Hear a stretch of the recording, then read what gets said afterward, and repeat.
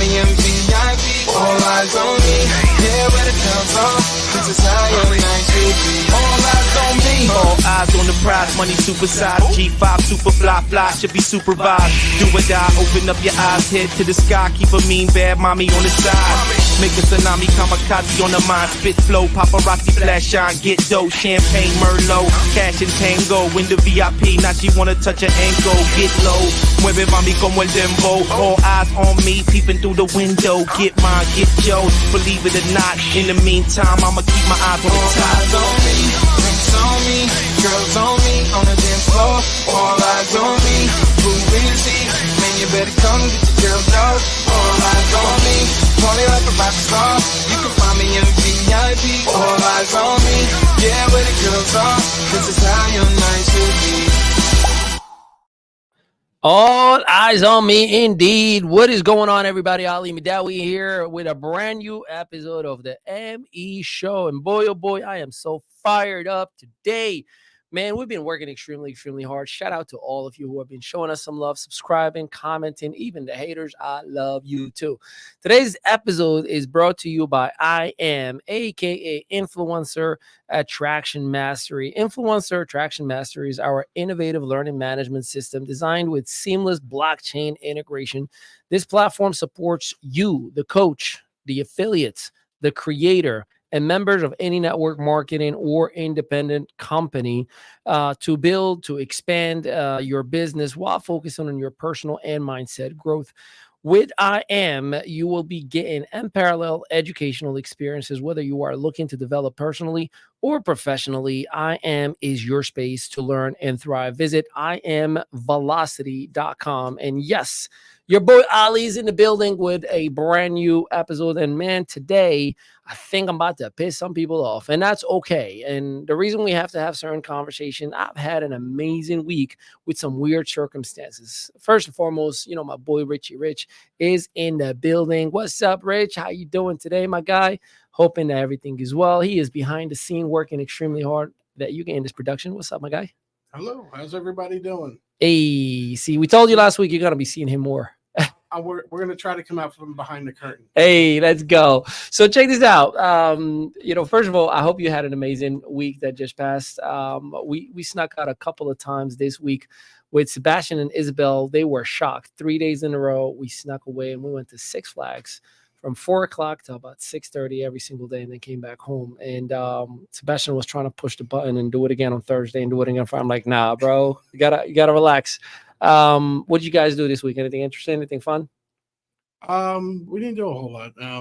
Just got some stuff done around the house. Spent a little time with the family. I my love son it. and I went out and played golf on Sunday, and you know, just a little Just bit casual. Just my son and I just a went out to little- play golf. Yeah, just It's had a good. good time. You know, that's it. Just try to spend time with the family. That's what it's all about. And that, my guy, I could definitely agree with you on. Let's, you know, one of the things last Memorial Day, we went to the Hurricane Harbor in the water park, and as I got something crazy going on with my eye, so we went to the water park, and I had a situation that I think we are to talk about today.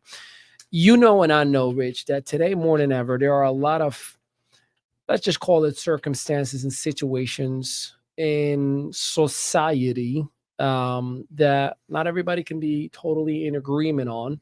And, you know, while it is 2024 and I have a very open, progressive mindset with some very conservative circumstances and situations, one of the things that I've experienced is I found myself in a situation on the Sunday before Memorial Day in Hurricane Harbor in the water, where, you know, in the lazy river, everybody usually just waiting for, you know, either you get a tube or, you know, you kind of get with your own tube that you rent or whatever.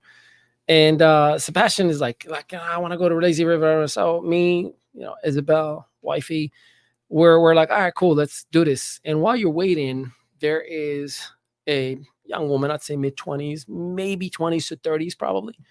And she's wearing a thongini. And for those of you, you know, who are not part of this world today, a thongini is a bikini, but a thong, right? And I mean, her butt is just like hanging out there. Like Sebastian is literally standing right there. And he kind of gave me this look like this is not normal. Like, he was like smirking a little bit, like not knowing, am I in trouble here? Like there's a naked butt of a grown up right in front of my face. So I pulled him back a little bit. I'm like, back up a little bit. I turned him to the other way. And it bothered me. And while before you crazy maniacs, oh, it's 2024, grow up, why you? It's Six Flags. I understand if I took him to a nudist beach or a strip club or, that will be like, what the heck is wrong with you, Ali, right? We're talking about Six Flags. And I look at my son and I look at my wife and I'm like, some people are just comfortable with pedophilia.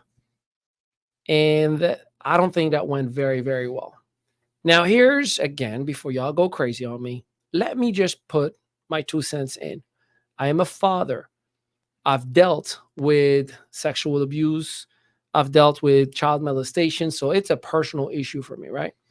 And whether it's trauma or triggering or whatever the case may be, I think, again, I'm not picking on any gender identity or anything like that. Whatever you do is between you and your creator. But I believe, hetero or LGBTQ, if you are comfortable with a child being next to you while your privates are hanging out in front of that child and you're okay with that, to me, that is pedophilia. Now, you may agree with me, you may not agree with me, but I got really, really, really pissed off at that whole circumstance. I'll give you a second situation. I go to Jersey Strong, for working out. And listen, locker room, it is what it is, right? Men, they are comfortable talking. Now, let me give you some context, right? First and foremost, in Jersey Strong, there are the showers.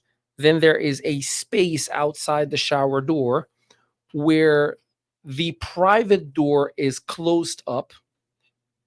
And you have a place where you can hang your bag. You have a place where you can put your towel, your, like your water, your belongings. Like you can actually shower. You can, dry yourself up and get dressed with enough space, about 5 feet worth of space from the shower door to your private section that is completely covered. No one is to see you. My man is walking around like this is the ice age, no problems whatsoever, walking around like back and forth with his thing hanging out. And there are 13, 14, 15-year-old boys who are going in and out of the locker room. I think, again, if you're comfortable with underage men, boys, or girls in whatever circumstance, and again, if this was a strip club, a party club, or whatever the case may be, shame on that parent who has put those children in that circumstance. And again, please, you numbnuts, whomever you're writing horrible comments, this has nothing to do with gender identity. This has to do with a grown man and a grown woman exposing themselves in an environment and an atmosphere where young men, young boys and young girls are just playing. Like if a naked man is in the playground. We'll have to edit that. Sorry. I got you.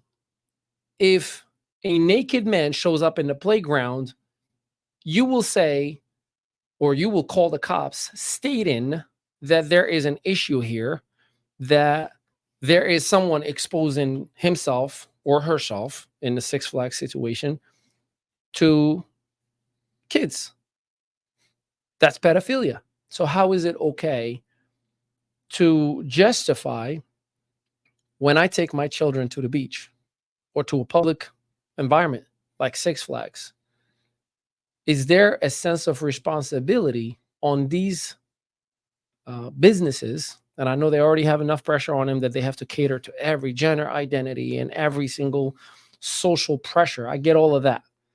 But I think there is a fundamental issue if we as people cannot agree on the simple fact that a grown man and or a grown woman are to not expose their privates to a 6 and a 7-year-old or even a 13, 14 and a 15-year-old. Well, yeah, I agree. It should be something to do with the company or the individuals or the entities of people that own these particular facilities.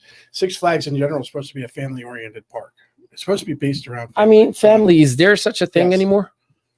I don't know. I believe there is. I'm with my wife 30 years and married 27 years. I have a son and a daughter. I mean, I'm speaking from a But general society for general standpoint. society, I mean, family's not what it was when I was growing up. No, I don't see it. So where do we as people, and this is the discussion that I want to have with everybody that is listening, where do we as people come to a realization that we are far on the outside of, forget being open-minded.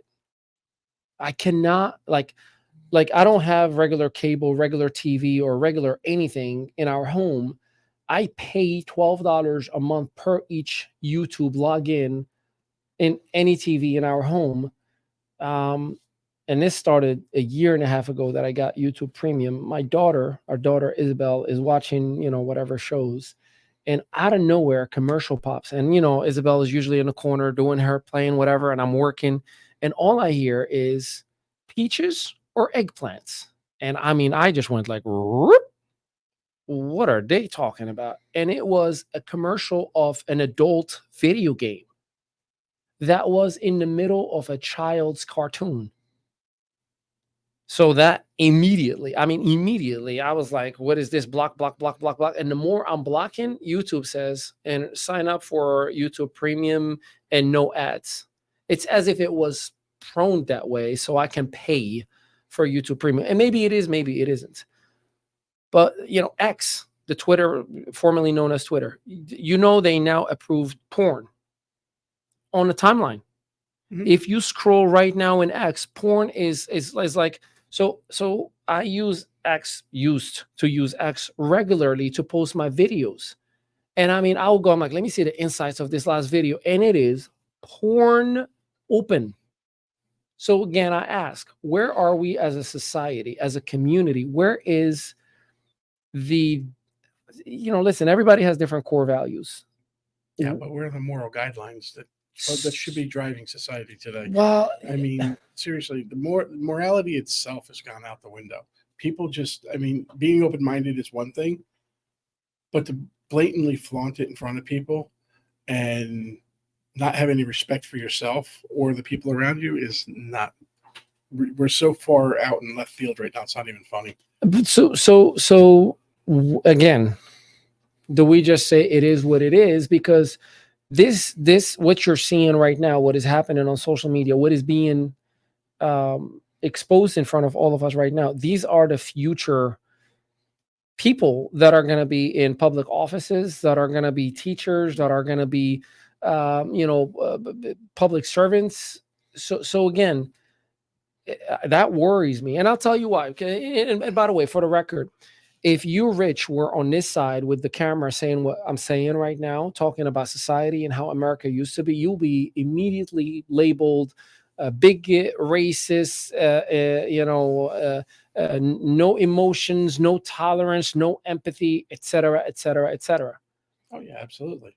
I was born in a third world country. I was born in a predominantly Muslim country. I am blessed and happy that I am here in the United States with the faith that I have here in the United States, with the freedom that I have in the United States to be able to say what I'm saying right now in this camera.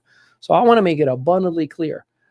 This, for me, I can speak on it comfortably because for some reason, I don't know why. What's the difference between me and you? That if you talk on it, you're labeled a bigot. If I talk about it, Ali's a smart, open-minded person who can have an open conversation. It scares me what I used to see in America when I came in 2002 and what America has become today.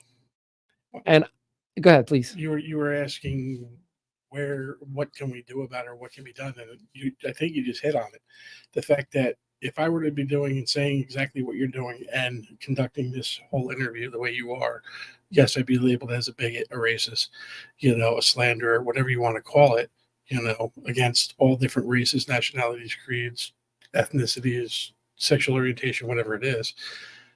And I think that's gotten so rampant in this country, no matter if you're white or black or whatever anymore, Chinese, whoever, it's getting to the point where everybody is getting knocked down and told that, you can't It's speak almost like like that. if You can't speak like it's that. an oppressed circumstance. Like if you do speak your mind openly, if you're a celebrity, you're canceled. If you are on the path of kind of bringing people together in an open conversation, you're oppressed, you're shut down, you're um, there's it used to be, again, and I'm speaking from different vantage points, right? The very first one, you can't have this conversation if you were right now in any other country, most countries in the Eastern world, the Arabic world specifically. I was born and raised in it.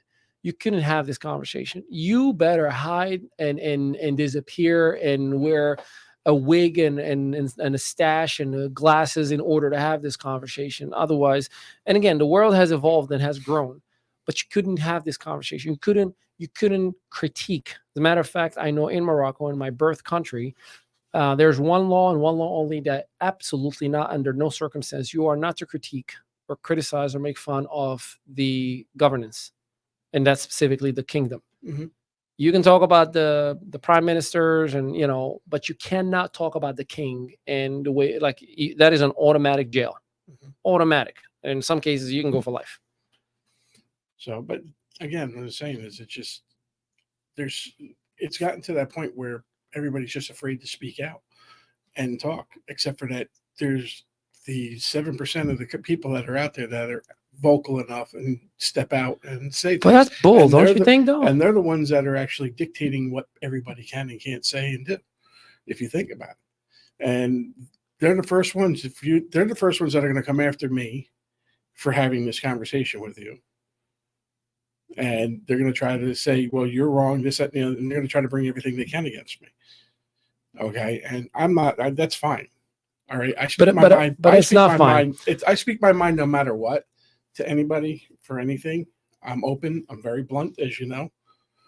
Okay. And no, it's not fine, but it's fine. But more people need to do it and not be afraid. More people need to speak up. More people need to speak out. Because the truth of the matter is, listen, please, for anybody that's watching, right, I can already see it in the comment. Understand for the 1,000th time, every single person, every single creed, every single type of people have their own struggle, have their own pain point. I'm not discounting any specific generation. Listen, I've dealt with racism. I've come in the United States in 2002, a year exactly after September 11th. My name is Ali. I'll let you imagine how that went. I was picked on all the time in high school. Oh, terrorist this. Are you bombing this? Are you doing? It was all terrorist jokes all the time, right? I've dealt with, the police biased. It wasn't the whole nation of the United States and all the cops. It was one a-hole cop who just like, I got hit rear-ended, one lane, and I was told that I switched lanes. Yeah. And the guy who hit rear-ended me came out, and I'm opening the window. I'm like, oh, I'm okay, sir. Thanks for he literally snatched me out of the window. I had a witness with me in the car, and I got the ticket for reckless driving. And then we went to court over and over and over and over. The guy who hit me was the brother-in-law of the judge. And I paid the ticket for reckless driving. Right. Okay. Now, that was a circumstance of one bad cop. David Alexander, shout out to him, man. He's an amazing, amazing police officer. My sister, all of her friends, has amazing, incredible detectives and police officers or friends. Puerto Ricans, black and white. I am not discounting the struggle that the African-American community is going through. I am not discounting the struggle that the Hispanic community is going through. I am not discounting the struggle, but here's one thing that will unify all of us, and it needs to be extremely loud and clear. We cannot discount the struggle of the American people. And you know what's real? Right now, the American people, 70% of the population is poor.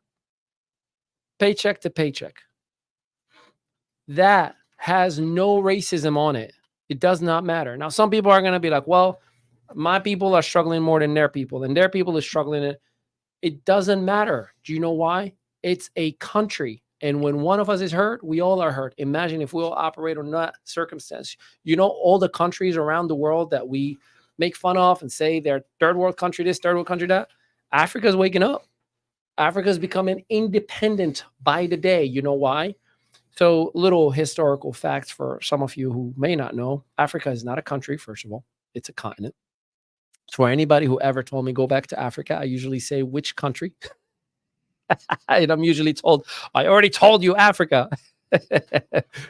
So the African continent was colonized over the years 175 and in some cases 150 years ago by many of the European nations.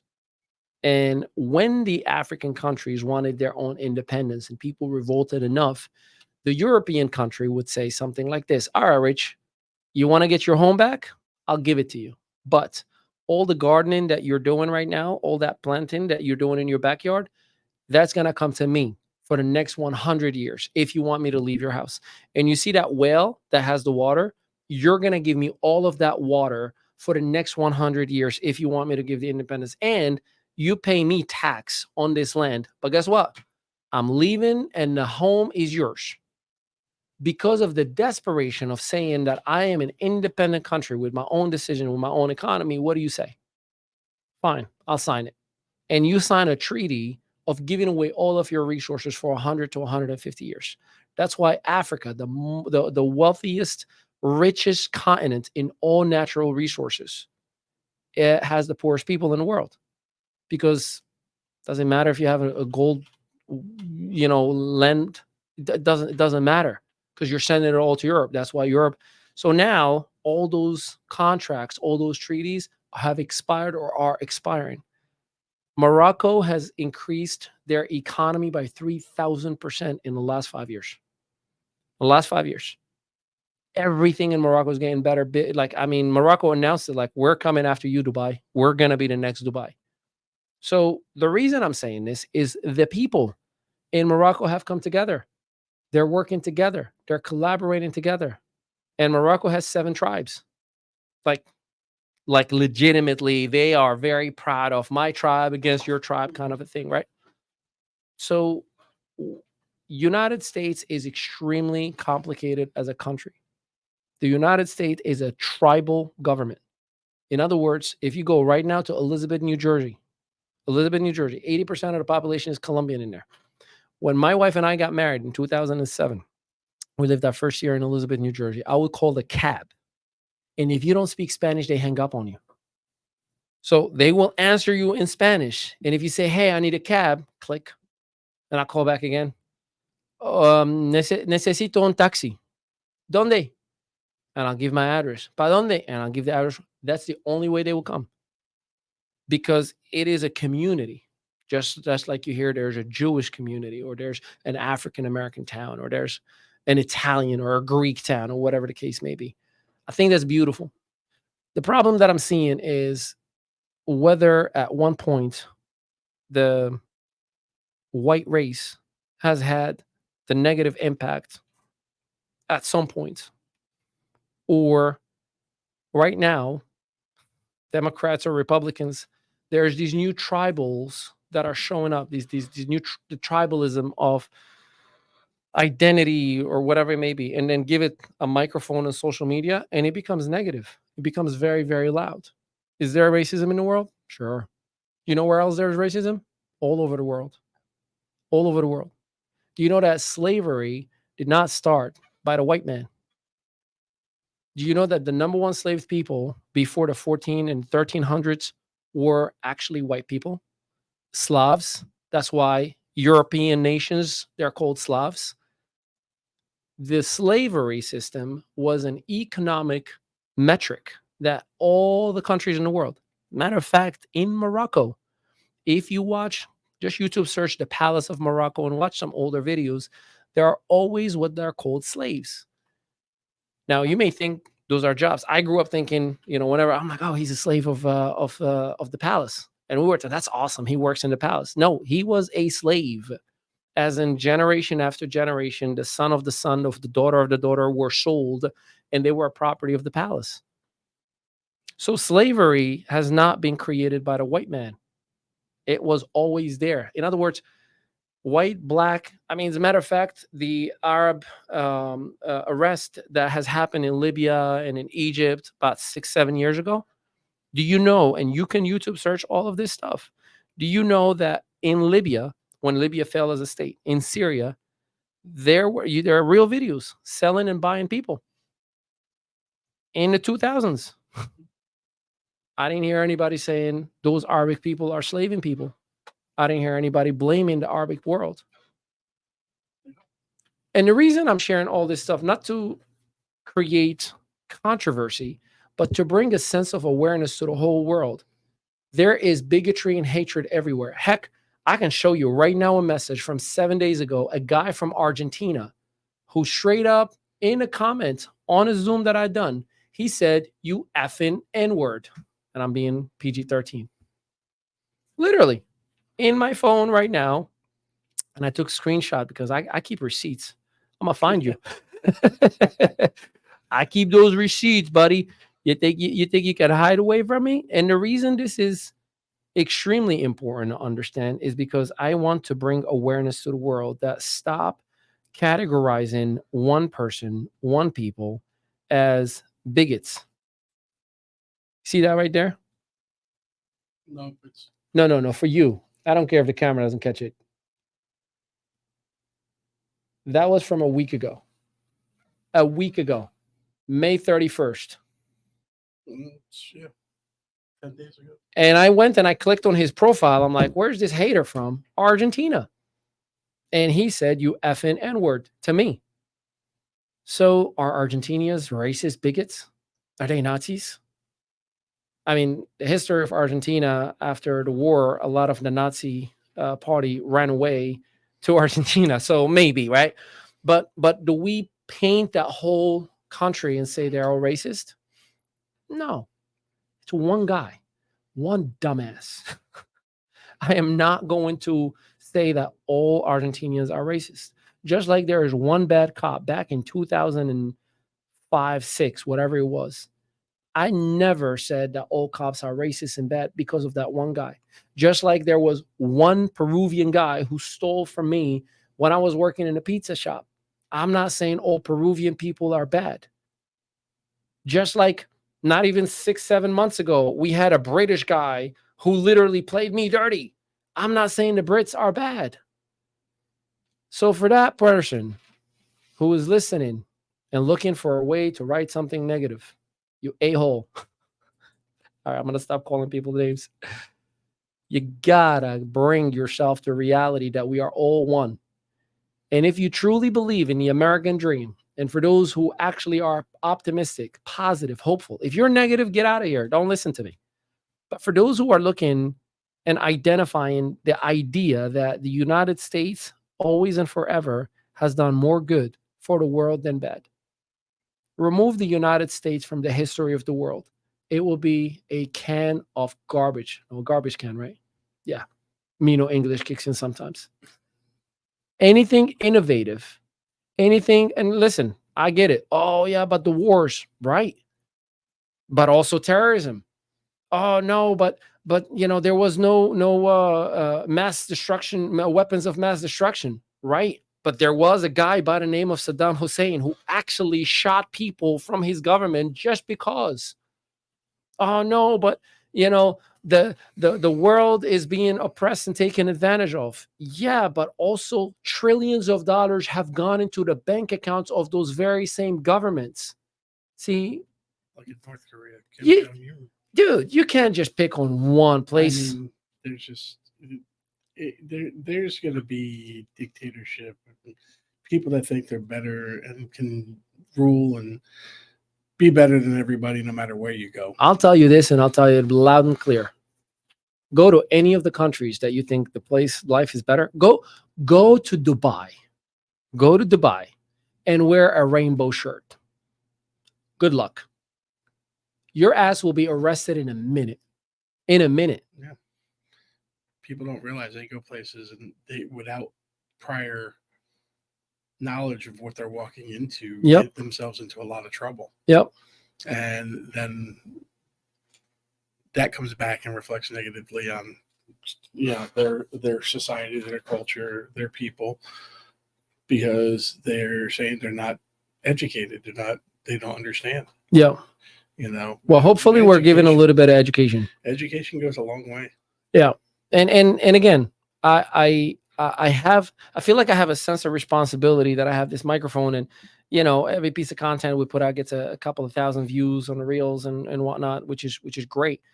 But my hope, my inspiration, my aspirations is to spark a conversation that brings us together. Because what I do know, and I see this in business all the time. It doesn't matter what political identity you have. It doesn't matter what belief system that you have from a religious standpoint. Whenever we have seminars, whenever we have events, it's like everybody gets along. Everybody high fives. The best company ever, the best program ever. It's only when you put somebody on a negative environment in front of the news or some politically motivated system, right?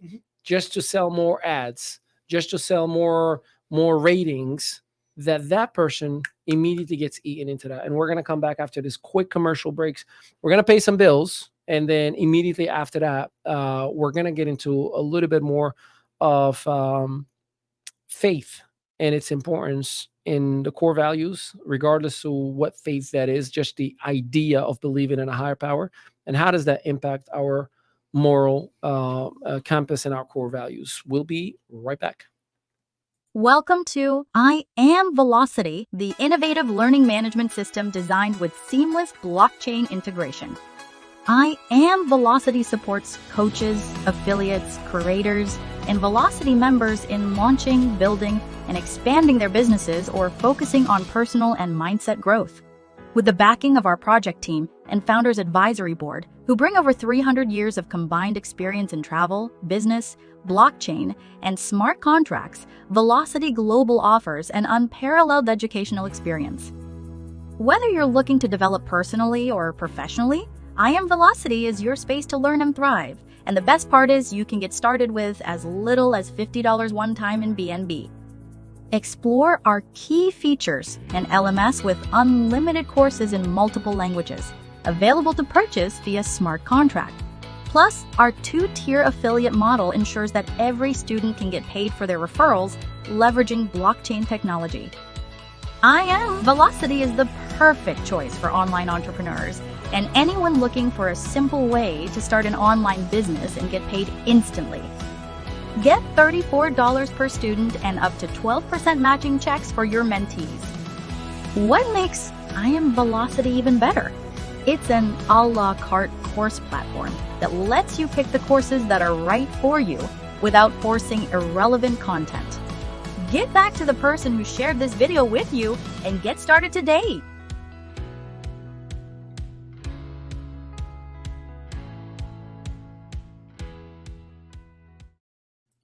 Welcome back. What's up, everybody?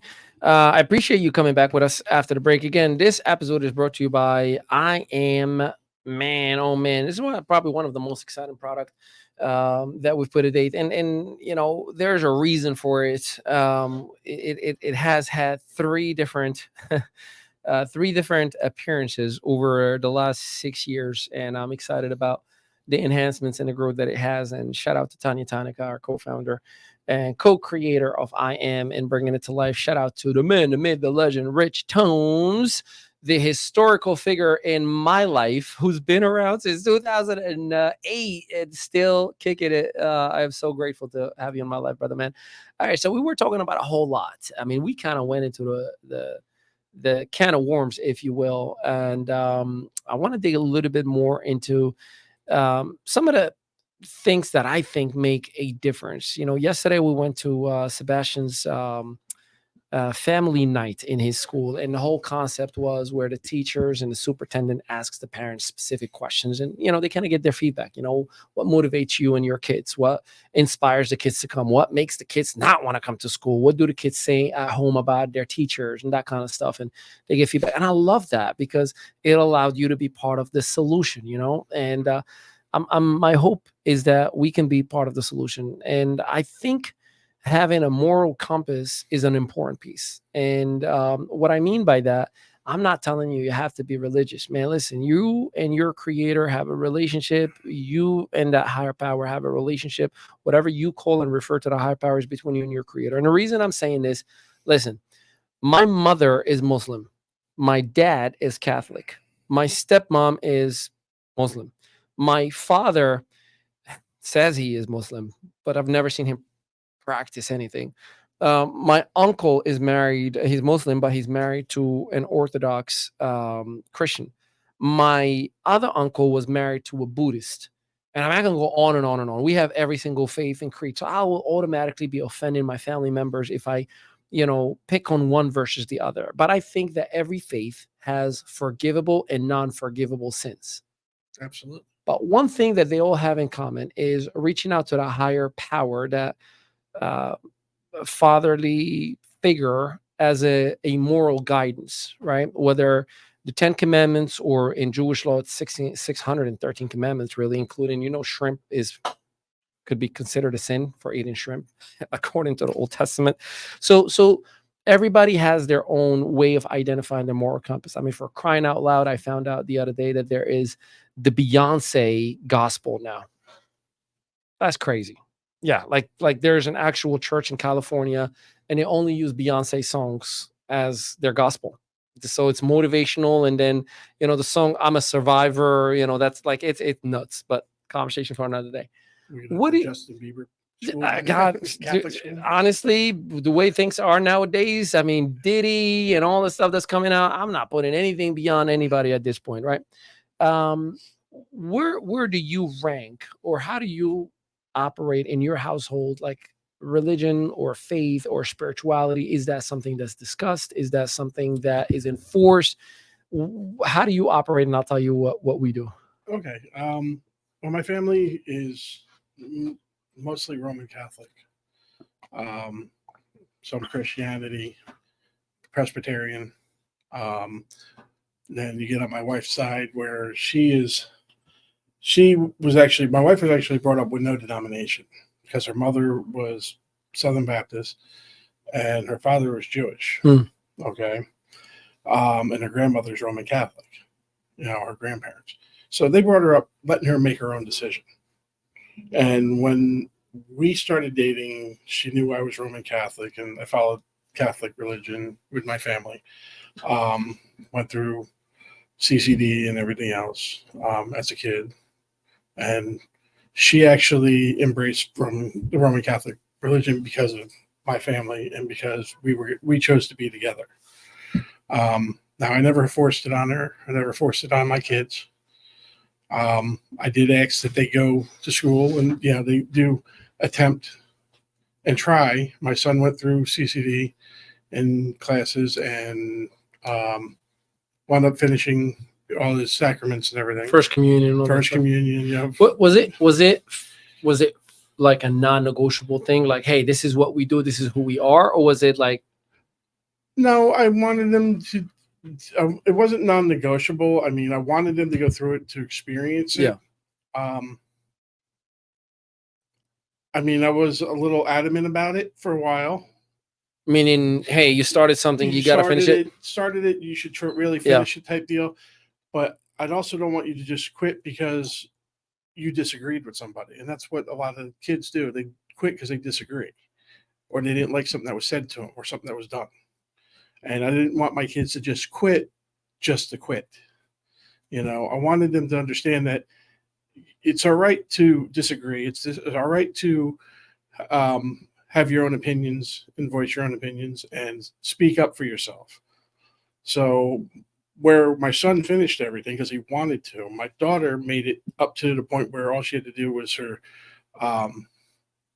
confirmation, which would have been this year.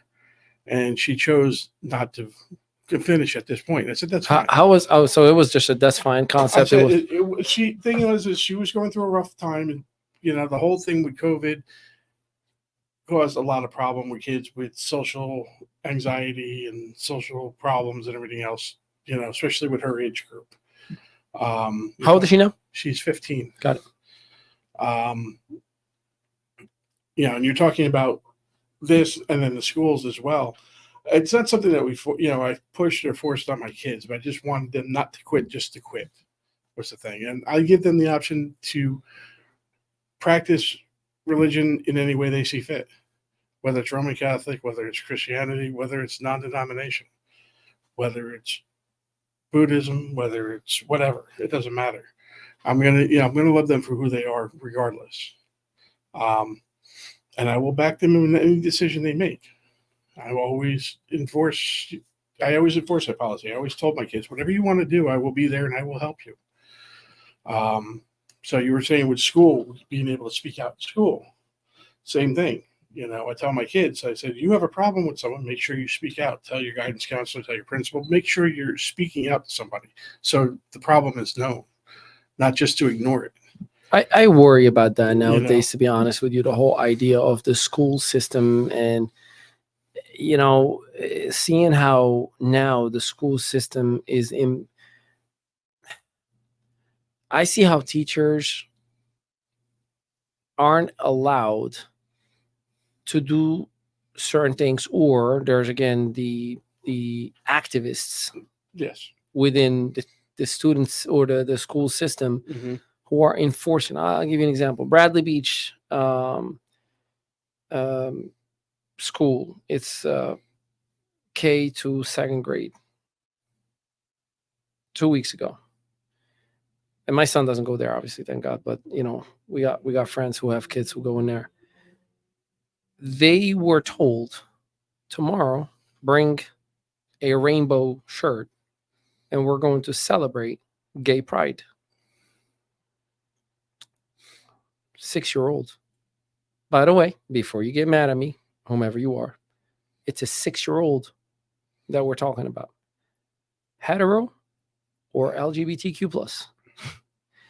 That child is not developed for anything other than the ABCs and the squares and the colors and the shapes and writing poems and drawing things for their parents. Why are you telling a 6-year-old, let's celebrate anything sexual, identity? I found out, you know who Megan Fox is, right? The actress that did. Yes. Yeah. Megan Fox has 3 transgender kids. You know that? Mm-hmm. 3 boys who identify as girls. The oldest is 7 years old, or I think now is 9 years old. She had them since birth identify as girls while they were boys. I think that's criminal. Whether it was a guy, girl, boy, again, my issue is not about, like, if you were a grown man who identify as a woman or a grown woman who identify that I am not having an issue with that. My challenge, my problem is children. If you are not at the very least 14 years old, you are not to be exposed to any of this stuff. 13, maybe. Well, even that exposure at that point should still be limited to what it is. I mean, sex education. When did we get first exposure to sex education? I think sophomore in high school. So we were what, 13, 14? 14, 15 years. So, well, 15, 16 years old. So and I was born and raised in Morocco. So same exact thing in Morocco, same schools, like you don't get exposed to that education until you are developed enough and you still had a sense of like, oh my God, I can't believe we're talking about this, right? Yes. Now it is so normalized that, again, my challenge, my issue, my fear for that little child, for that little boy, or for my son or my daughter is that they're going to have a very hard time growing up in an environment that has no boundaries, growing up in an environment that has no moral compass, growing up in a wild environment where anything is normal, where all things are accepted, where there is no what is, disallowed, watch the MTV shows or any award show right now. Everybody is butt naked. Everybody is butt naked. Now, again, please, if you're a grown man or grown woman or whomever grown, whatever identity that you have, man, do you? Do you? Shame on me if I come to your space. I am not trying to enforce any heterosexual agenda. I have friends that I love from both sides, and I'll hug and give you a kiss in the cheek as a brother or as a sister and keep it at that. But my son is now limited to what is normal to a human development process from a society standpoint because you want to be naked or express your sexuality in public in front of children. It goes back to the very same thing that I started with. Absolutely. To me, that is pedophilia. Whether you are hetero or LGBTQ, that is one-on-one pedophilia. And if anybody wants to argue about that point, I'm sorry to tell you, you're part of the problem. You are part of the problem. I don't want my son, my daughter, matter of fact, I don't think any child should be exposed to anything. Would you leave your children with a naked man or a naked woman, regardless to identify the sex identity? Not when they're that young, no. I mean, there's certain things in this world you can't do until you reach a certain age. If anybody, like, and I'm not even getting into the crazy, arguments about anything else, social issues, right? I'm just talking about pedophilia. That is the only thing I'm talking about. So when it comes back to school, teachers now cannot do certain things. Teachers cannot speak against certain things. I know that Manalapan High School and Freehold High School got in trouble a couple of years ago because a child approached a guidance counselor and said that I think I identify as a different gender. And according to the state of New Jersey, and I'm paraphrasing the law, you are not to inform the parents and you can sponsor that child for changing their sex identity or gender identity. Dude, you take my son and you do something crazy like that, we got a problem. Sorry, nobody has a right to take my child or my son or daughter. So what happened is 2 staff members have informed the parents about what the child said. It got back to the state. The state is suing those 2 schools, and it's public knowledge. It has sued those schools. That's what I'm getting at. So whether, again, tonight's topic, I told you from the get, is going to piss some people off, but I don't care. Whether we're talking about the force, police officers, who 99% are decent people who literally are putting themselves in harm's way. And there's 1 or 2 bad guys in everything. Bro, go order food. What are the chances you go to 3 McDonald's in a row and one of them doesn't have a jerk in the cashier stand? Like, that's called humanity. Out of every 10, there's 1 dumbass. And I get it and I accept it, right?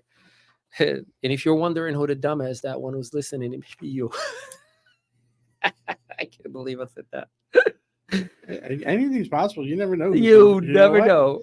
That's the other thing. You never know who's listening. You never know who's watching. You never know who's I'm around. Okay. And yeah, so talking about what boundaries and everything else. The old adage of think before you speak should really come into play with all this as well, because a lot of times people speak a lot. I agree.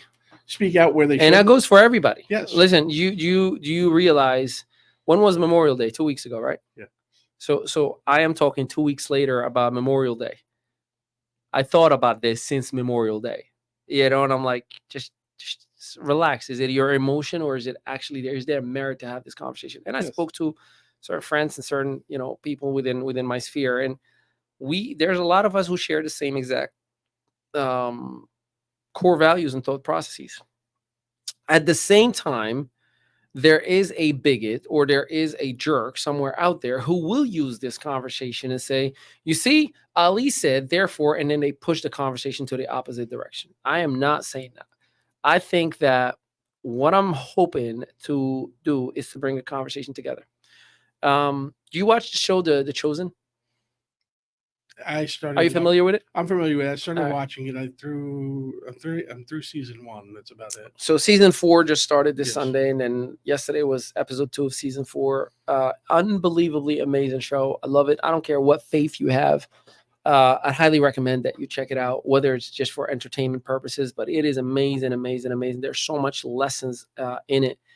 And one of the things that I appreciate in that show is before every episode, the executive producer, Dallas Jenkins, he usually does his opening remarks, and he will say, hey, just before we get started with the show, just understand today's episode is going to be emotional, or it's going to be challenging, or he gives those little disclaimers. And then he would go again and talk about, what to expect. And hey, don't forget their shirts to buy and all that stuff. And then he comes back afterwards and he starts looking into the chat, because it streams everywhere live, YouTube and Instagram and the Chosen app and everywhere that you can get the show, right?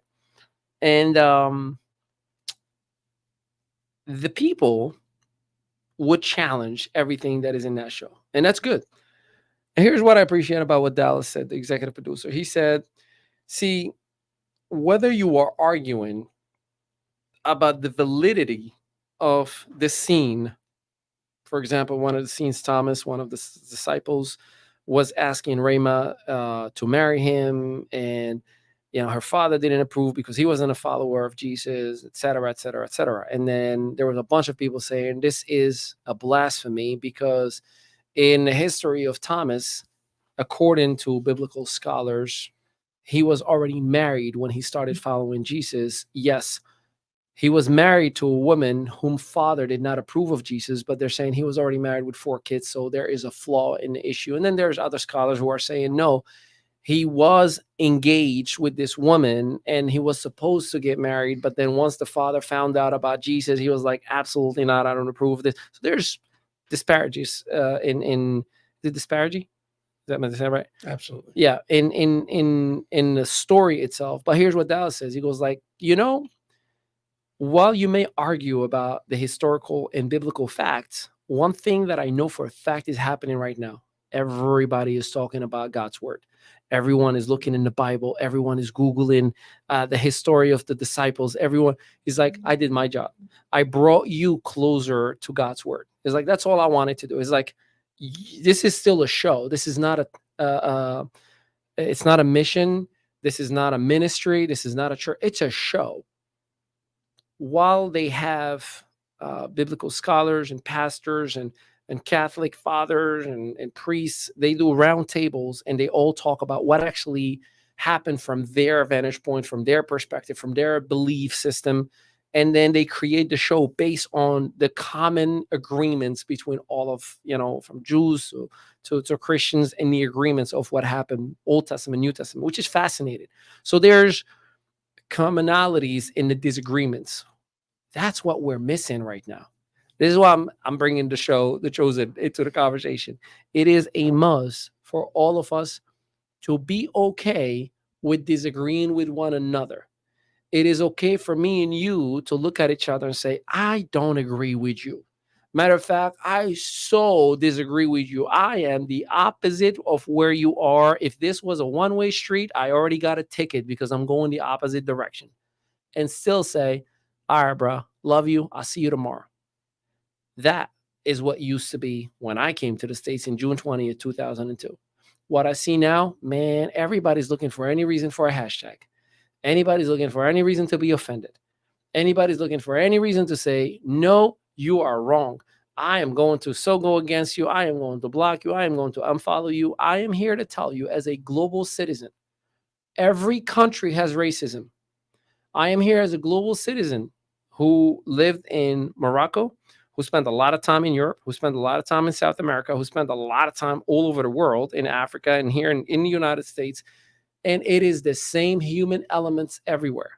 The problem is the source that is feeding you your information, whether that be in school, whether that be in the outlets of news media, whether that be in your circle of friends and family, and the lack of education. As my man Rich said earlier, ignorance. Ignorance does not mean stupidity. Ignorance does not mean idiocy. Ignorance means lack of information. That's all that means. See, I am not an astronaut. I am ignorant when it comes to space and space technology. Does that make me dumb or stupid? No, it makes me ignorant. Can't even talk.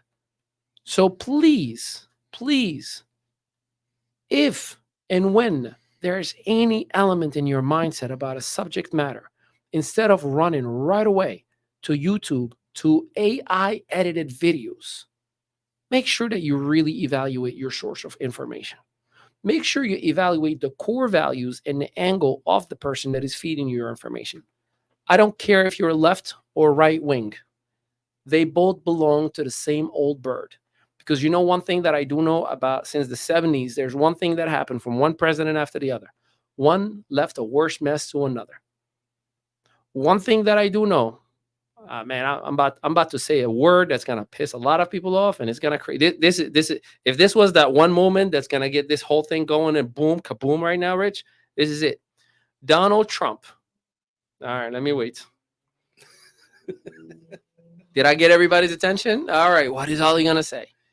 See, Donald Trump just went through this whole trial situation, this whole legal issue with the hush money and the using funds illegally or whatever it may be. I don't care what you think and what side of the system that you think is rigged or not. Here's what I do know. There was once upon a time a sitting president. He was a Democrat, and he did two things.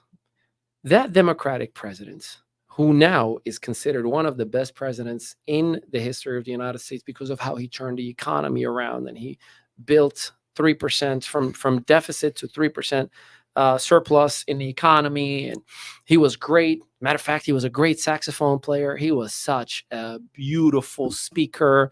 He would bite his lips like LL Cool J every time he speaks. And he had one of these, I think you know that I love this country. Now, that president goes by the name of Bill Clinton. And he did two things.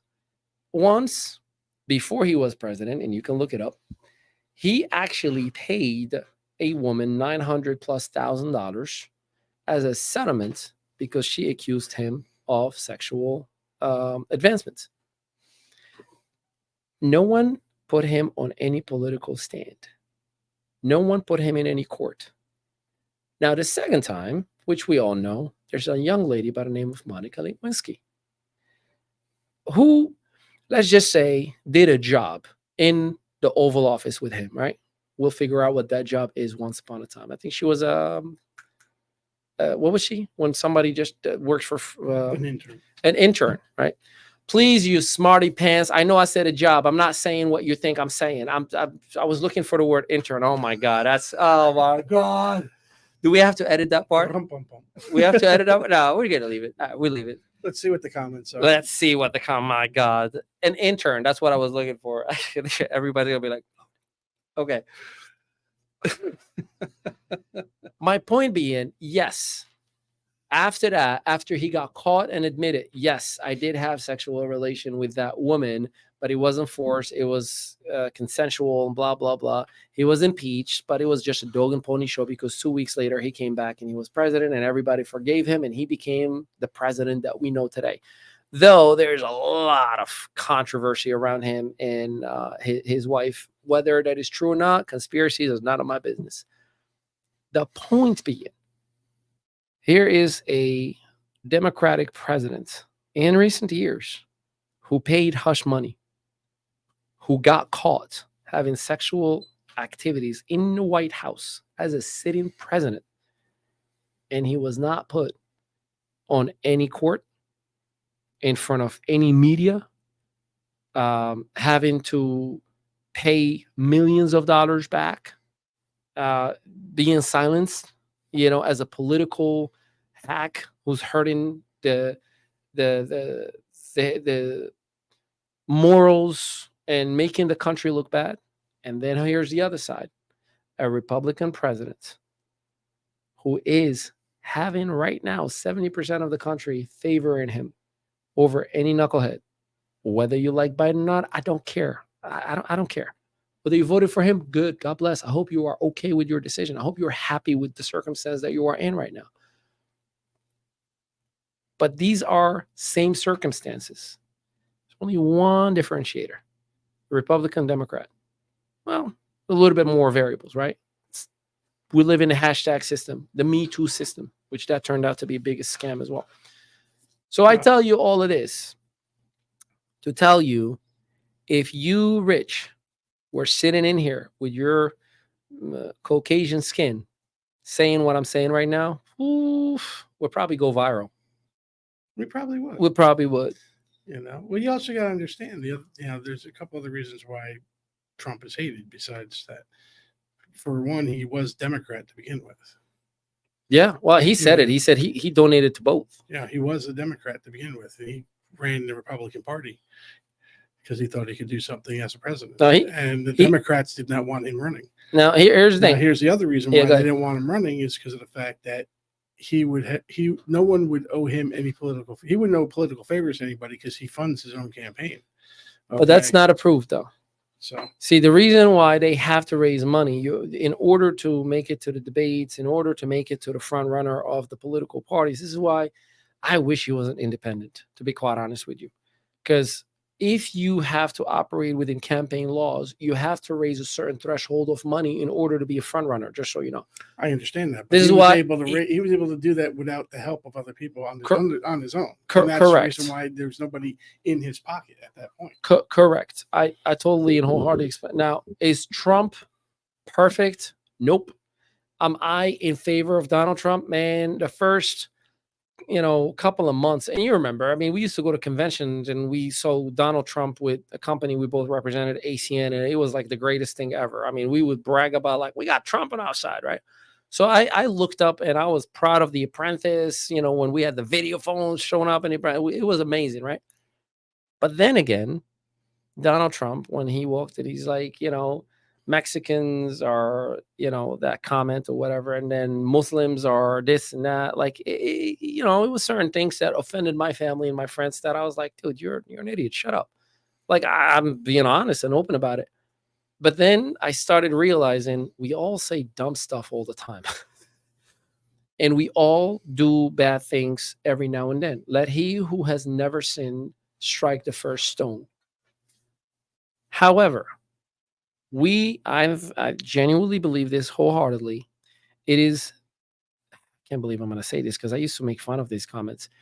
We live in a world where society right now is driven by what the media is put into focus on. Mm-hmm. So if the media is running 24/7, Trump hush money, Trump hush money, Trump hush money, Trump hush money, Trump hush money, while Hunter Biden has done worse.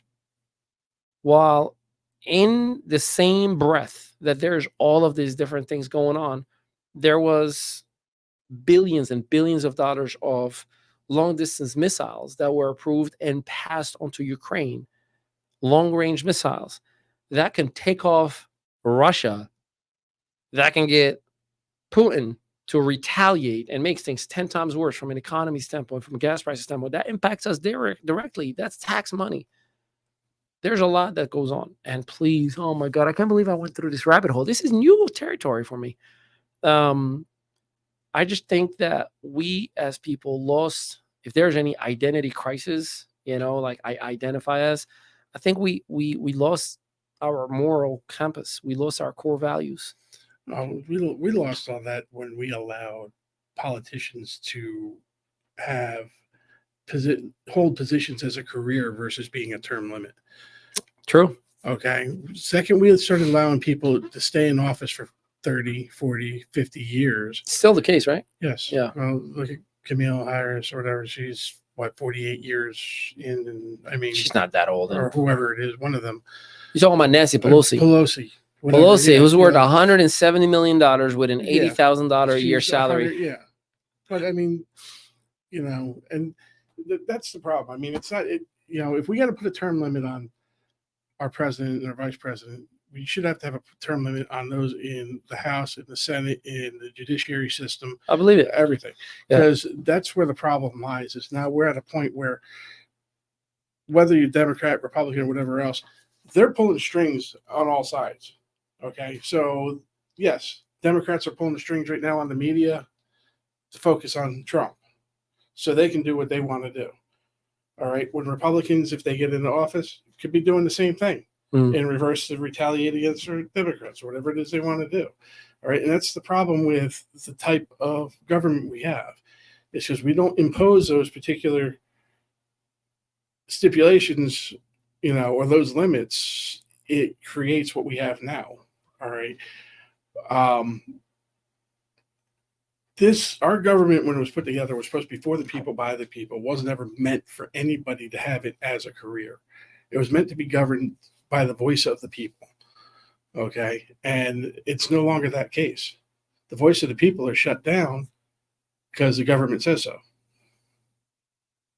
So don't let me even get started about Fauci. So, all right. I mean, we can go down this rabbit hole a long ways, and I know I'm going to hear a lot of people. I don't care. They're going to say a lot of different things, but it's true. If we don't as a people, don't stand up to our government and start making our voice heard and stating that we want these term limits for these positions, we are only going to get in a worse position than we are now. The country is just going to continue to decline. And that is my concern. And I say this, there are, especially, you just the space that I'm in, I'm exposed to a lot of people every single day. I see a lot of people. I hear a lot of conversation. And it's fascinating to me that the world that we live in right now is, in America specifically, I see it every single day. We are more isolated. We have more skepticism about each other, around each other. We have more fear mongering left and right in every single level. We have more assumption that there is bad than there is good. And we have more self-inflicted trauma and hatred to our own country. Yes. And the part that boggles my mind, bro, I'll tell you this part. This is I love history, by the way. I'm a history buff. I study history, right? 1948. The end of World War II, where Europe was flattened, with the war. And the African nations were still colonized and going through terrible circumstances. Asia was still brutally taken advantage of by the United Kingdom still, and the Commonwealth, and et cetera, et cetera. America could have just said, they all need us. We can just do what we do. And for those of you who are wondering, that's just a bunch of people outside thinking they can do whatever they want. America could have just minded its own business, put this huge wall around itself, and just enjoy the freedom, the wealth, the greatness, because America in the Second World War became a superpower. Actually, from the First World War, because weapons were being sold and Expo was all-time high. It was great, right? But what did America do? It went to Nazi Germany and was rebuilding everything that was bombed. It went to Italy. It went to France. It went to all over Europe and said, hey, we're going to support you and help you. It built the United Nations Council. It established Israel and Palestine as a two-state. Unfortunately, that's a complicated circumstance today. But it did a lot for the world. That was absolutely unprecedented from any historic empire, country, kingdom in the history of the world. No one has ever done that. And that is why I still sit here right in front of you today and I say ignorance is the biggest enemy. If people in this country knew that the United States is the reason why the world is the way it is today, the world's economy is the way it is today. This is why the United States economy impacts the world till this day. This is why the leader of the free world is the president of the United States, is because of 1948 and what was done. And then the gold standards obviously was switched to the Federal Reserve. That was another impact on the whole world. when Nixon changed that. That was the actual new world order. Changed everything. That's what devalued where we are financially today. So please, ladies and gentlemen, we're about to take a quick break. But before we do, get that hate out of your mind. Reach out to somebody instead of assuming that someone is in the hood because of their mindset. Maybe they just were in a bad circumstance growing up and they were dealt a bad hand. Learn about them. Instead of assuming that white person across the street is racist just because he or she supports Donald Trump, have a conversation with them. Instead of assuming that every cop is bad, one thing that I love to do, wherever we're walking anywhere and we see cops, I make Sebastian, Isabel go give them a high five. So they don't grow in fear of the police. They know, like, hey, these guys are your friends. They're here to protect you. Is there one bad guy in the middle somewhere? I'm sure there is. They'll find out that one time on their own. But stop hating. Stop spewing the negativity. I get people asking me all the time, if God was so righteous, why is there so many bad things? God is not a dictator. He gave you free will and allowed you to do as you please. So this mess, if there is a mess that you're seeing, it's in your own making. You put yourself in this circumstance. You are exaggerating and expanding all the negativities. This is the first time I'm openly speaking about this, but it is time. I don't care. I really don't care. Unfollow, block me, comment negative. I don't care. But what I will not do is sit here and tell you, yeah, this side is bad and this side is good. Everybody has good and bad. You allow your independent mind and your moral compass, and I hope a little bit of spirituality will go a long way to create the best version of yourself. We'll be right back. So before we go, so for those of you that were, that are saying, why does God allow things happen? Just remember, does God give you, if you ask God to be courageous or brave, does he make you courageous or brave, or does he give you the ability to be courageous or brave? The ability to be courageous and brave, yeah. All right. If you ask God to be wealthy, does he automatically make you wealthy, or give you the knowledge and the ability to become wealthy? And the struggle to appreciate that wealth when you make it. If you're having family problems at home and you're asking God to help to solve all your family problems at home, is he solving them for you, or is he giving you the ability to hug that person? The tools and the ability, yeah, absolutely. Okay, so quit blaming God. Blame yourself. Hey, look at that. Motivational speaker moment by Rich Tomes, ladies and gentlemen. We'll be right back. Welcome to I Am Velocity, the innovative learning management system designed with seamless blockchain integration. I Am Velocity supports coaches, affiliates, creators, and Velocity members in launching, building, and expanding their businesses or focusing on personal and mindset growth. With the backing of our project team and Founders Advisory Board, who bring over 300 years of combined experience in travel, business, blockchain, and smart contracts, Velocity Global offers an unparalleled educational experience. Whether you're looking to develop personally or professionally, I Am Velocity is your space to learn and thrive. And the best part is you can get started with as little as $50 one time in BNB. Explore our key features and LMS with unlimited courses in multiple languages, available to purchase via smart contract.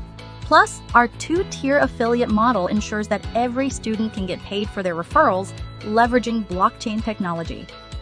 I Am Velocity is the perfect choice for online entrepreneurs and anyone looking for a simple way to start an online business and get paid instantly. Get $34 per student and up to 12% matching checks for your mentees. What makes I Am Velocity even better?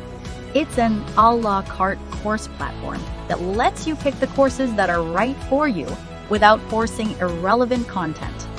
Get back to the person who shared this video with you and get started today.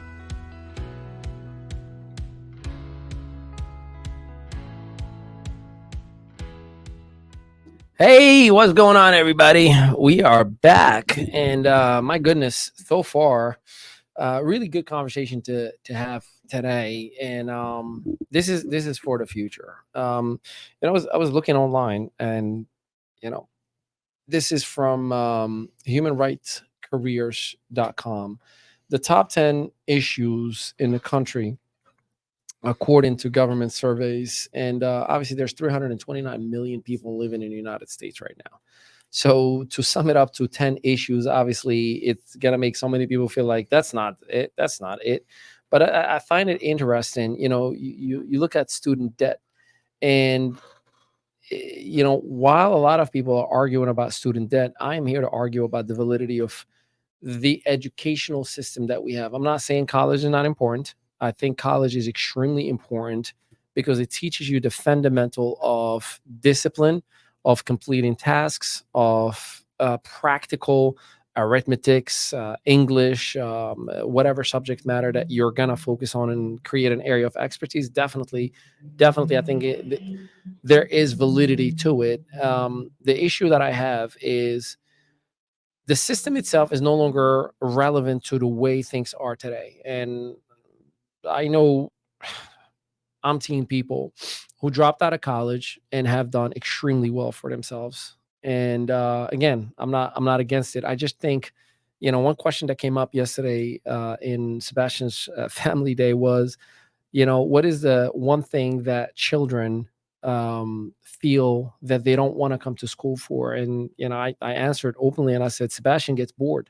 He feels like it's like boredom, like the idea of I just gotta come here and just take notes over and over and over, and then I gotta come home and read these notes and memorize them so I can take a test about me remembering those notes, that when summertime comes I am not going to remember those notes.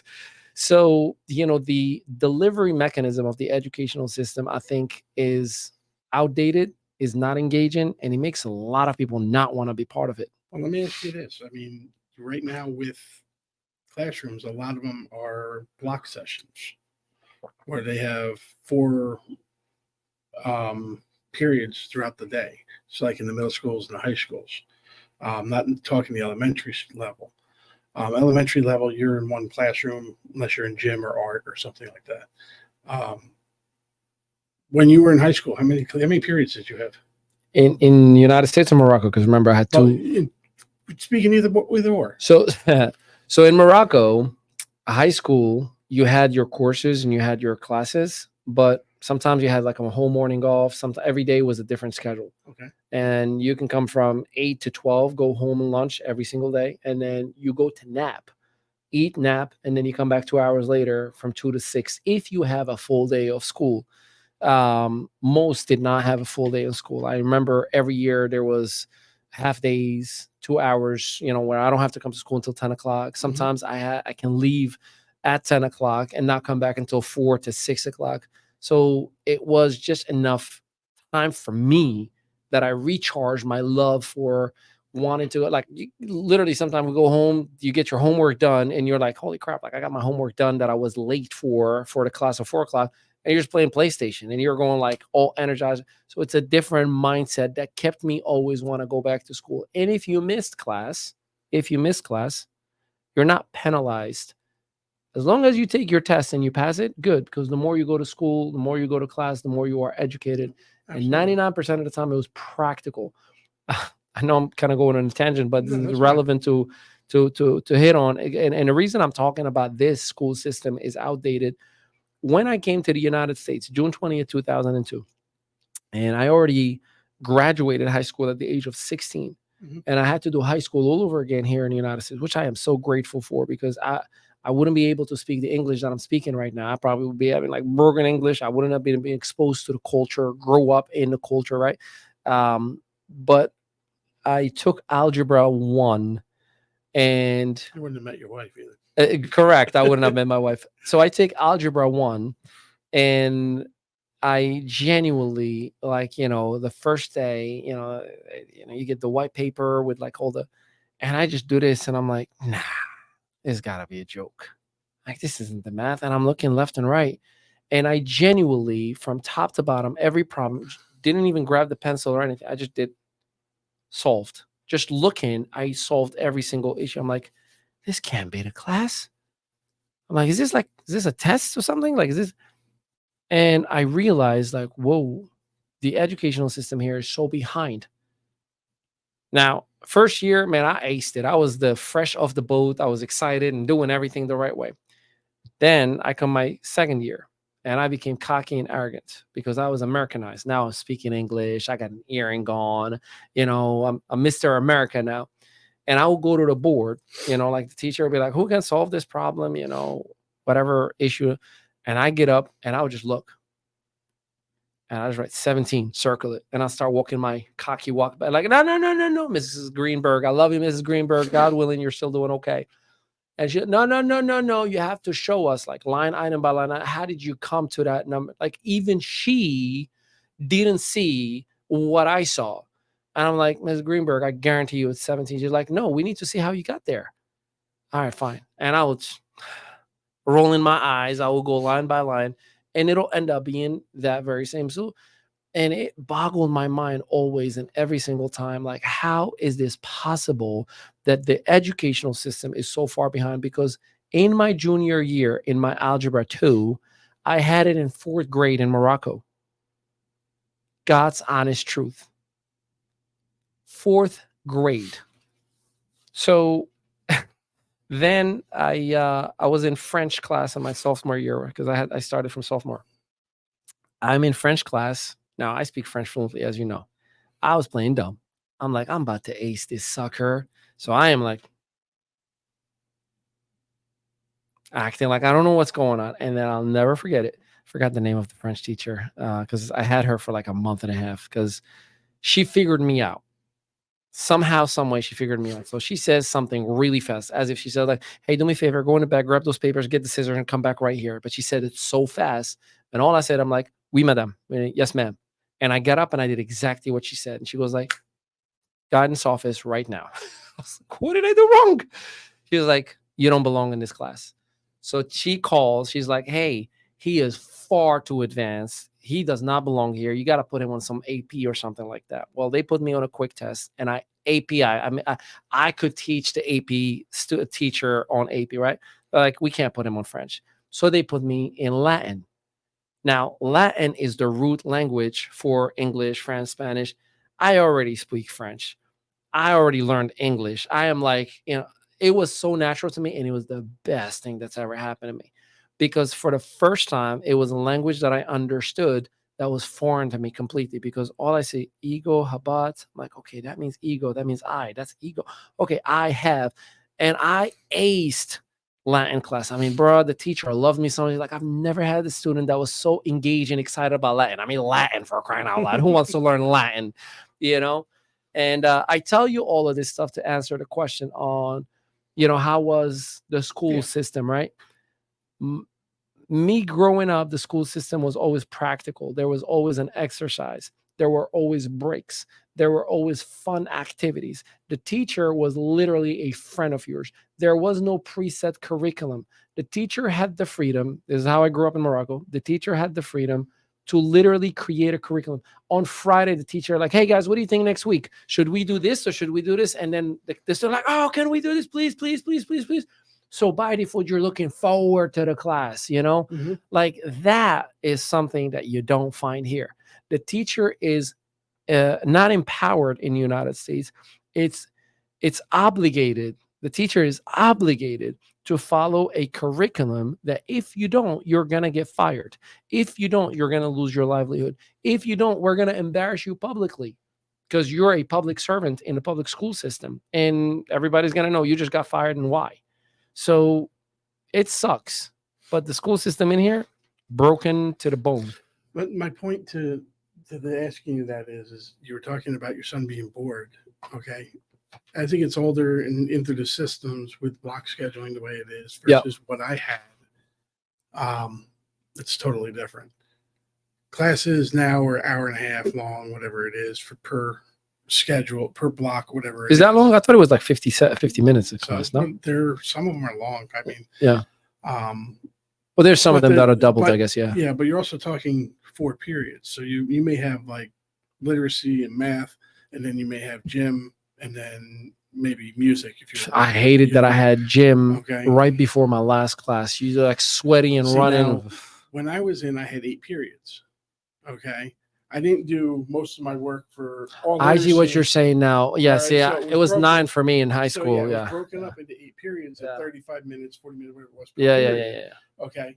But you went from math to, say, science to social studies to English to literacy to gym. He yells at me all the time for tapping on the table and the computer. Look at you. See, it's a different story when you're in the microphone. Go ahead. It's not so much. It's not so much you're tapping. In a word. It's When you- moving the camera. You're doing this. Yes, I got you. Go ahead. But you know, and the thing was, is you were a little more engaged because you weren't expected to sit there for so long listening Yeah. to a lesson that droned on. The But there attention was span there was a- refreshed. Refreshed, Yeah. exactly.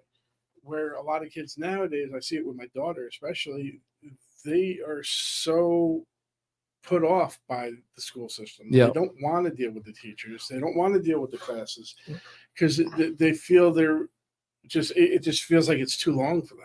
Which leads to boredom, and It it builds a sense of resentment for future Now, education. the other thing that bothers me is when I was in school, you had social skills that were taught to you. So, like in middle school, you were taught home economics. So you were taught how to cook, how to sew, and those things. You were taught social skills, how to deal with people. You were taught. You had the options of taking shop classes to learn practical skills. You know, whether it was woodworking or mechanical drawing or metalworking or whatever. There was something for practicality for people to learn to build off of. And the nice thing about the shop classes was it was a great environment for those students that weren't interested or gifted to be in a sports team, to learn teamwork and to learn camaraderie and things like that. Whereas you may find a group of 10, 20 kids that love cars and love shop class and want to build an engine. Okay, so it gave them a way to work together and everything else, which you don't have nowadays. You still have the sports. Sports are big, and if sports programs were ever cut in school, I'd be shocked. But practical arts. Let's not even begin talking about sports now, man. Practical arts are suffering. Music classes are suffering. Yeah. Okay. And your daughter's in music class, so yes. you would know. Yeah. You know, I mean, they're on the verge. You know, in her school in Jackson, you know, they could lose the program because they're not getting the funding. They're saying, well, we have to cut a program. Well, God forbid they should cut their salaries or they should cut the, take away from other programs to help, make sure everybody's equal. Yeah. And that's the other problem is that, I mean, they provide funding for different curriculums, but nothing's ever equal for every curriculum. So a football program could receive $1 million influx, whereas the music program may receive $100,000. Mm-hmm. How is that fair? I mean, both programs are just as important to a child's development. Yeah. All right, because it teaches a lot of social and teamwork skills, disciplines. So I ask again, what is the solution to that? Well, the solution is it all has to be redone. I mean, I think the involvement of the parents to that too brings a voice to the issue, to the matter. And we went yesterday. So the school system, I think, has 300 and something kids in Sebastian School in first and second grade. There were maybe 50 parents in there, and that's husband and wife, right? So it's like, okay, you're representing 25 kids out of 350. So you're representing an eighth of the parental class, which is a missed opportunity, because you can't complain about what you didn't voice your opinion about or you didn't vote on. So it's interesting. You didn't show up to learn about. Yep. Well, let's look at the other side of the coin. You're talking about the involvement with Morocco and how you were engaged and encouraged. Dude, we looked forward to get out of the house and go to school. Look at Japan. Oh, that's a whole different world, man. The discipline in there. Discipline in Japan. The desire. I mean, and the other thing that was, I don't know if it's still a requirement, but it was required to help further their discipline was at least the male part of the family were required to serve 2 years in the military after they got out of school. How do you feel about that? So you know Do you what? think the United States should have the same system where there's a requirement of civil duty, military or else? I don't know that it's right to force it on somebody. I mean, don't get me wrong. I am military. I spent 8.5 years Well, in the I'm army. not saying you have to be um, active duty, but I'm just saying, you know, I think they all should be.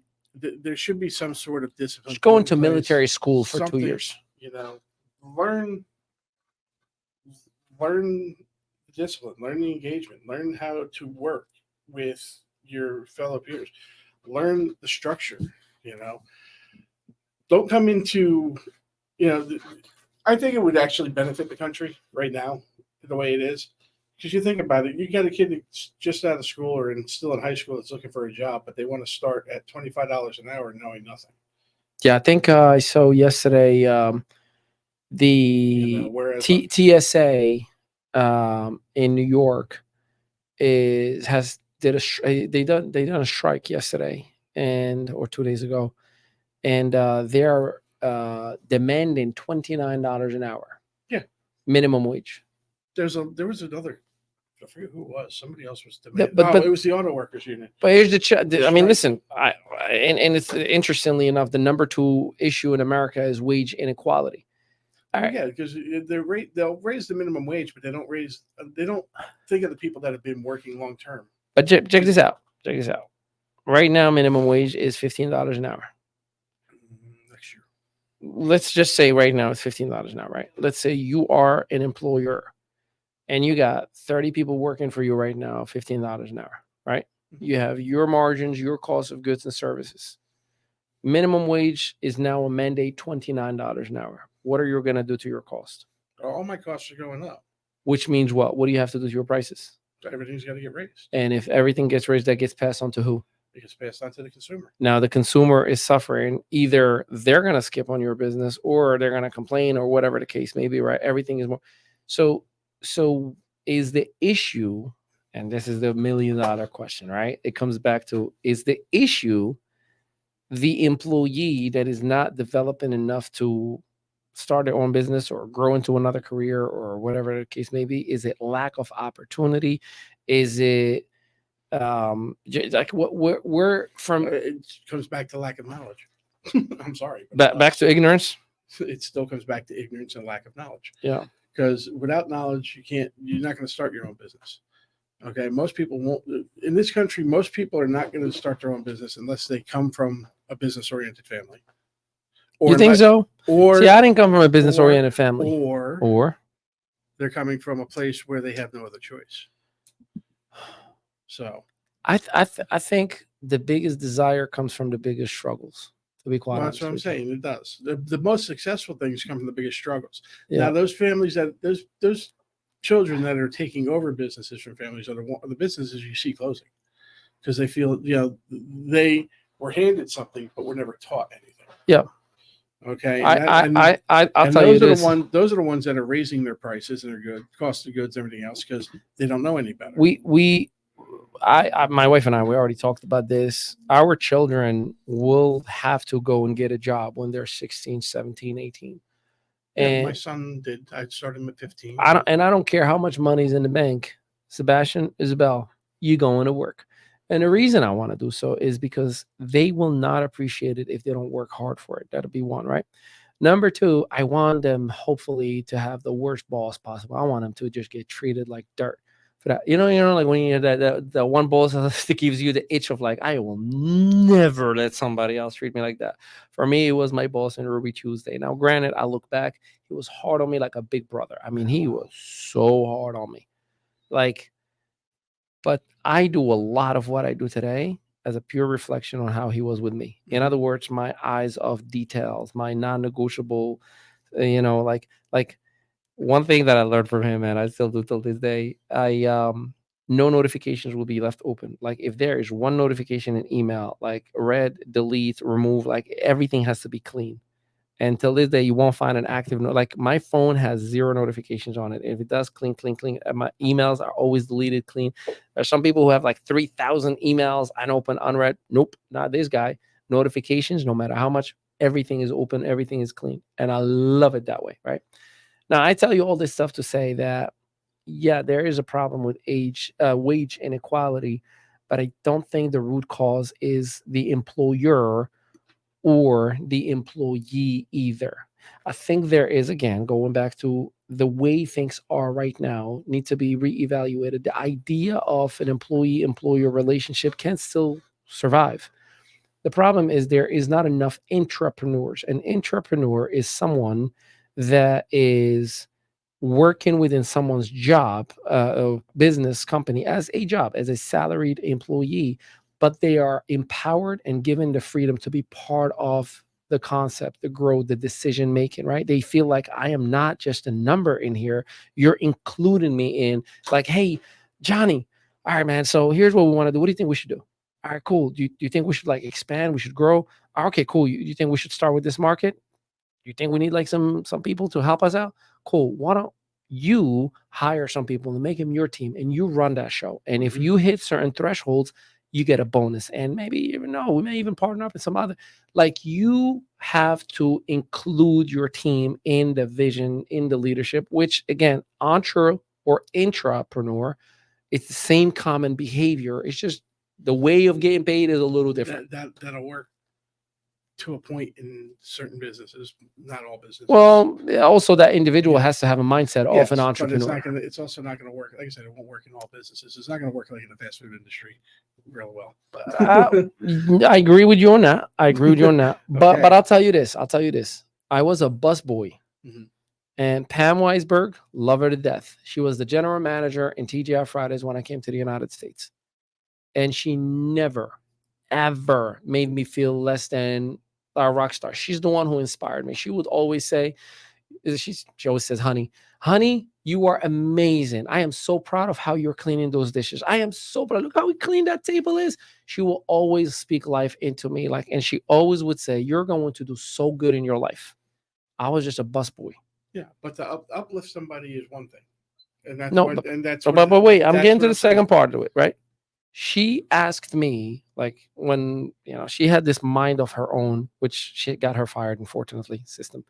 I would be the lead, so she would create lead busser, meaning whomever is bussing that night, I was the closer. So I like, hey, you're getting that section, you're getting that section, you're getting that section, you're cleaning this, you're taking the trash, you're helping the dish, and then it will be a lead server. So when my English got better enough, I became a barback, and then I became a server, and then I became a lead shift, and then little by little, I ended up going to culinary school because I was working there since high school. Then I come back to the restaurant as a culinary manager, a certified chef. Then I'm like, okay, I'm running this show like Pam used to run this show. So had it not been for her putting me in a position that I feel like I'm part of the growth of the restaurant, dude, I was a busboy, and she would say, guys, like we'll have a shift meeting before every shift, right? I'm sure anybody in a restaurant system. And she would include the busser in the corner, like, all right. And I'm sitting there, I'm like, I don't know why I'm here, but all right. She's like, okay, we're going for $20,000 tonight. She's like, Ali, I need you on top of your game. Like the sooner that table is ready, the sooner we can fill it back up with. And I'm like, yeah, I'm part of this 20,000. And then when I see like, guys, we did it, we achieved $20,000 record night. And I'm like, oh my God, this is the best thing ever. I was a busboy. I get it. And like I said, I've been in companies like that. Speaking of which, the last company I worked for, included included his people, managers, everybody else, and everything, doing the same thing and everything else. But ultimately, if he's not going to put to practice what he's preaching, it's not going to work. And that's where the problem lies.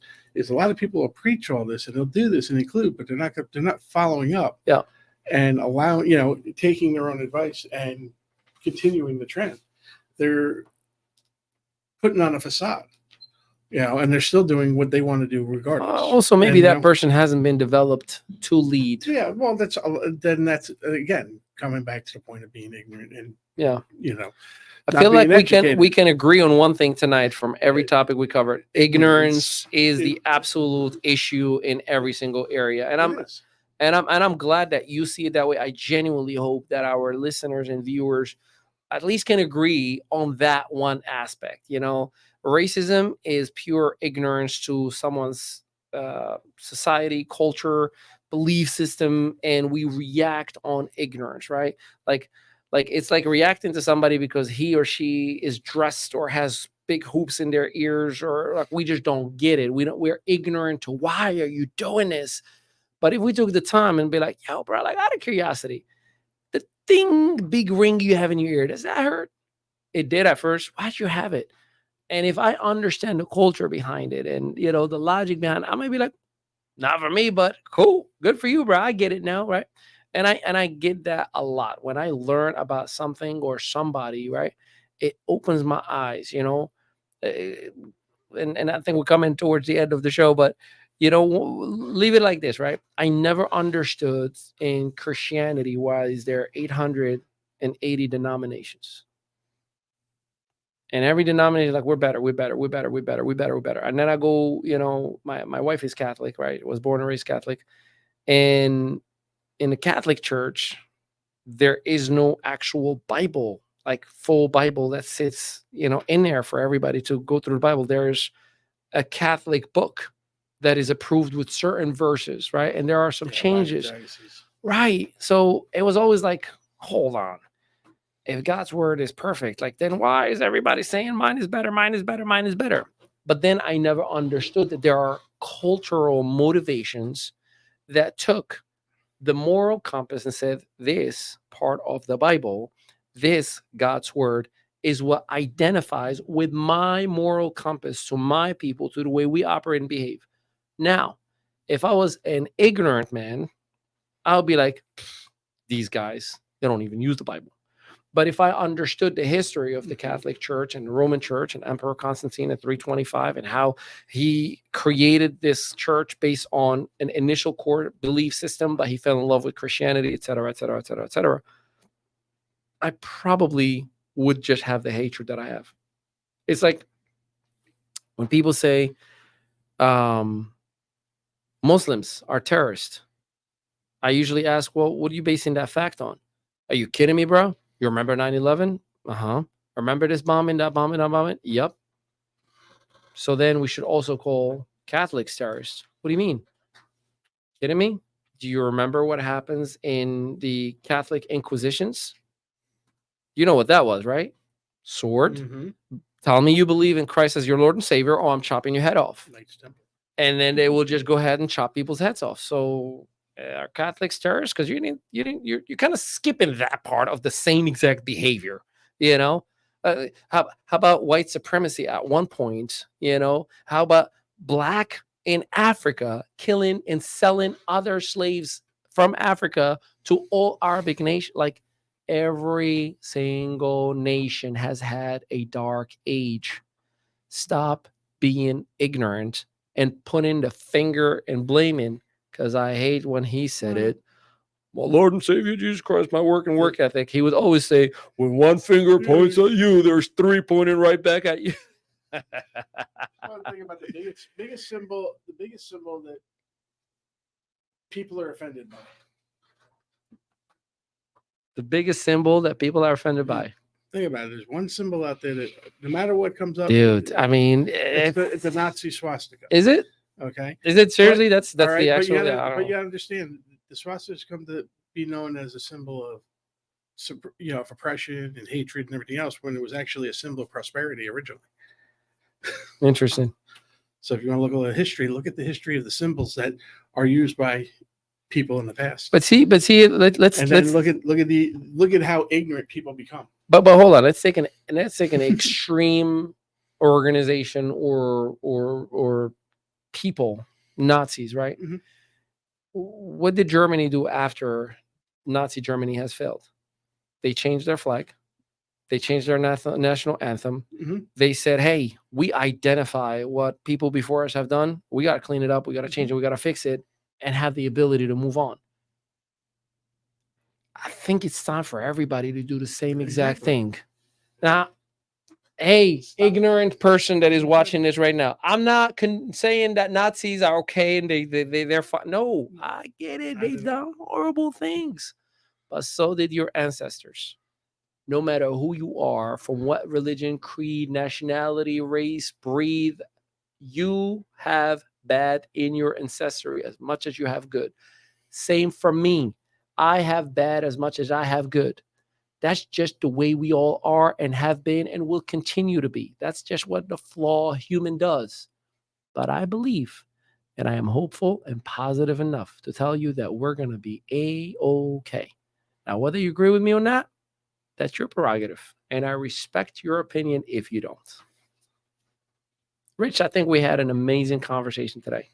Shout out to everybody who brings hope, light, positivity.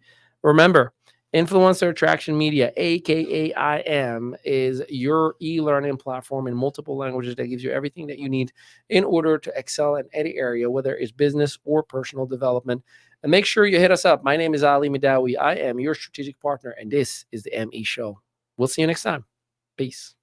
Welcome to I Am Velocity, the innovative learning management system designed with seamless blockchain integration. I Am Velocity supports coaches, affiliates, creators, and Velocity members in launching, building, and expanding their businesses or focusing on personal and mindset growth. With the backing of our project team and Founders Advisory Board, who bring over 300 years of combined experience in travel, business, blockchain, and smart contracts, Velocity Global offers an unparalleled educational experience. Whether you're looking to develop personally or professionally, I Am Velocity is your space to learn and thrive. And the best part is you can get started with as little as $50 one time in BNB. Explore our key features and LMS with unlimited courses in multiple languages, available to purchase via smart contract.